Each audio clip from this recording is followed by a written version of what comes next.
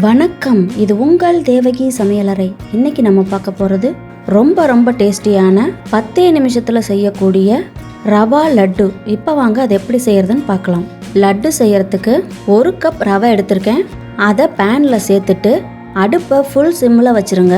நெய் ஊற்றி வறுக்க வேண்டாம், ட்ரையாகவே வறுத்துக்கலாம்.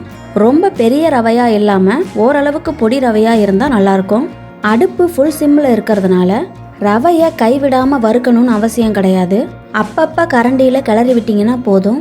ரவை வறுபடுற டைமில் நம்ம முந்திரி திராட்சையை பொரிச்சு எடுத்துக்கலாம். இப்போ ஒரு கரண்டியில் 2 டேபிள் ஸ்பூன் நெய் சேர்த்துருக்கேன். இந்த லட்டு பிடிக்கிறதுக்கு 2 டேபிள் ஸ்பூன் நெய்யே போதும். ரொம்ப நெய் சேர்க்கணும்னு அவசியம் கிடையாது. நெய் சூடானதும் முந்திரியை சேர்த்துடலாம். முந்திரி ஓரளவுக்கு வறுபட்டதும் திராட்சையையும் அதோடய சேர்த்துக்கலாம். தனித்தனியாக வறுக்கணும்னு அவசியம் கிடையாது. இப்போ முந்திரியோட கலர் சேஞ்ச் ஆனதும் ஓரமாக எடுத்து வச்சிடலாம். ரவையை அப்பப்போ கரண்டியால் மிக்ஸ் பண்ணி விடுங்க, இல்லைன்னா அடியில் இருக்கிற ரவை மட்டும் கலர் சேஞ்ச் ஆகிடும். ரவையோட கலர் மாறாமல் அதே சமயத்தில் நல்லா சூடாக வறுத்து எடுத்துக்கணும். ரவை வறுபடுற டைமில் 1/2 கப் சர்க்கரையை மிக்சி ஜாரில் சேர்த்து நைஸாக பொடி பண்ணி எடுத்து வச்சுக்கலாம். டேஸ்ட்டுக்காக கூடவே ஒரு பிஞ்ச் உப்பையும் சேர்த்து அரைச்சிக்கலாம். ஏலக்காயோட ஃப்ளேவர் பிடிக்கிறவங்க இந்த சர்க்கரையோடைய ஏலக்காயை சேர்த்து அரைச்சிக்கோங்க. இப்போ ரவை நல்லா வறுபட்டிருக்கு, கலர் சேஞ்ச் ஆக ஆரம்பிக்குது. அதனால் ரவையை அடுப்புலேருந்து எடுத்துடலாம். இப்போ பேனும் நல்லா சூடாக இருக்குது, ரவையும் சூடாக இருக்குது. இந்த டைமில் காய்ச்சி ஆற வச்ச பாலை ரவையோட சேர்த்துக்கலாம். ஃபஸ்ட்டு 3 டேபிள் ஸ்பூன் பாலை சேர்த்து மிக்ஸ் பண்ணிக்கிறேன். பேனும் ரவையும் சூடாக இருக்கும்போதே பாலை சேர்க்கறதுனால ரவை பாலை நல்லா உறிஞ்சிக்கும்.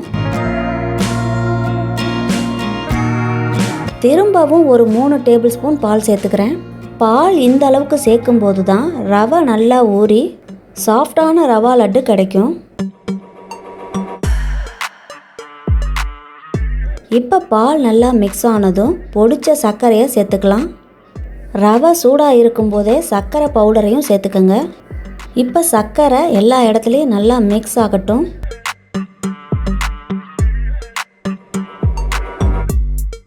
நெய்யில் பொரிச்ச முந்திரி திராட்சையையும் கூடவே சேர்த்துக்கலாம்.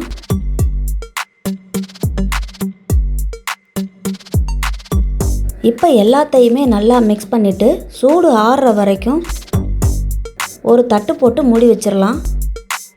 இப்போ ஓரளவுக்கு கை பொறுக்கிற சூடு வந்ததும் சர்க்கரை எல்லா இடத்துலையும் பரவுற மாதிரி மிக்ஸ் பண்ணிவிட்டு ஒவ்வொரு லட்டாக பிடிச்சிக்கலாம்.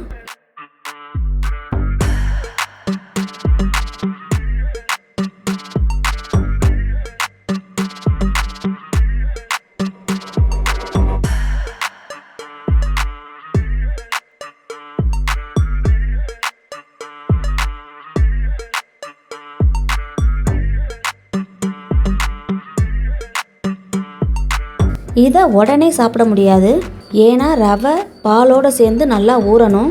அதனால் குறைஞ்சபட்சம் 4 hours ஆவது இருக்கணும். பால் ஊற்றி செய்கிறதுனால ரொம்ப நாளைக்கு வச்சு சாப்பிட முடியாது. இந்த மெத்தடில் செய்கிறதுனால ரவா லட்டு நரன்னு இல்லாமல் சாஃப்டாக இருக்கும்.